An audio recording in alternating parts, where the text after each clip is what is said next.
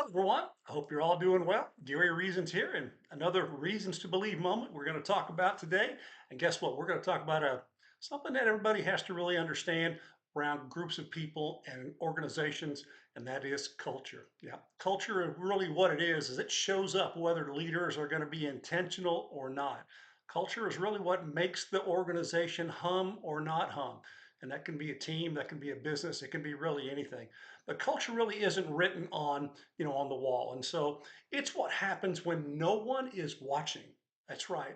That's what the standards are going to be set up for because you want to create that culture and kind of live by it, but it really shows up everywhere.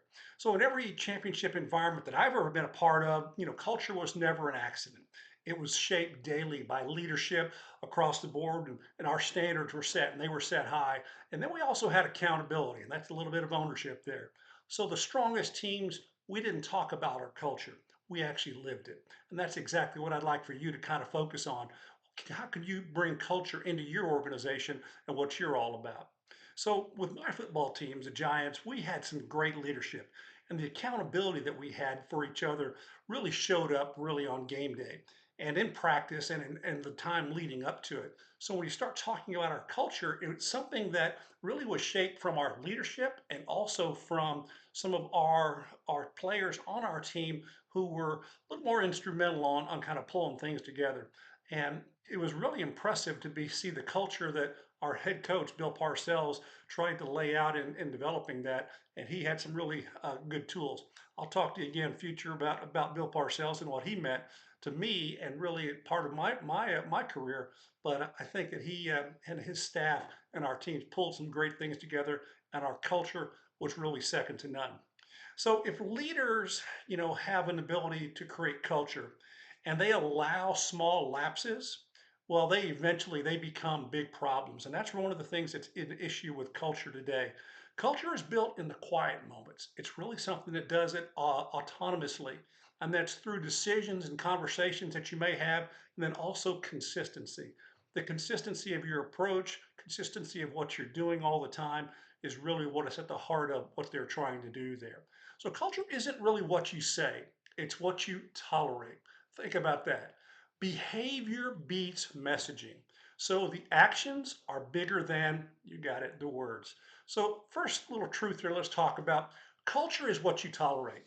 So there's some small exceptions that happen sometimes, and often they become the standards. So you've got to be prepared for that. If though you're going to allow those exceptions, they're ultimately going to become the standards of what you are going on within the culture of your company, your business, or your team. When you have silence from leadership, that actually signals approval. So there needs to be some communication if you don't want that to happen. And leaders teach through their process. The process that leaders go through and trying to be instrumental with their team and their organization is really what it is. And the process that they go through really is evident. And that accountability protects culture. So accountability are the standards or what you have around your organization, and it protects everything that you do, and it reinforces it, and it actually makes it stronger. Let's talk about the second truth for today, and that's behavior beats messaging. Well, actions are bigger than words, one more time. So behavior beats messaging, and people follow what they can see. And there's some actions that really can define what your credibility is. And when you look at that, it is something that you have to be very focused on.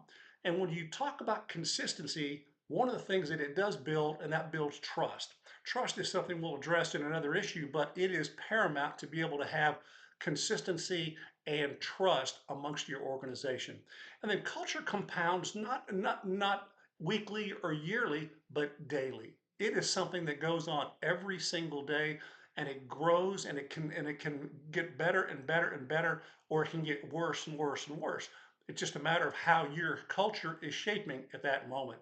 So culture doesn't drift toward excellence. It's always led there. So that's the leadership aspect of it. And I think that this is something pretty cool that uh, organizers and leaders can really take to heart about culture and setting it up for your company or your business or even your team. So thanks for joining today for this Reasons to Believe moment. If you like this content, please like and subscribe, and I'll see you guys here again tomorrow. Take care, everybody.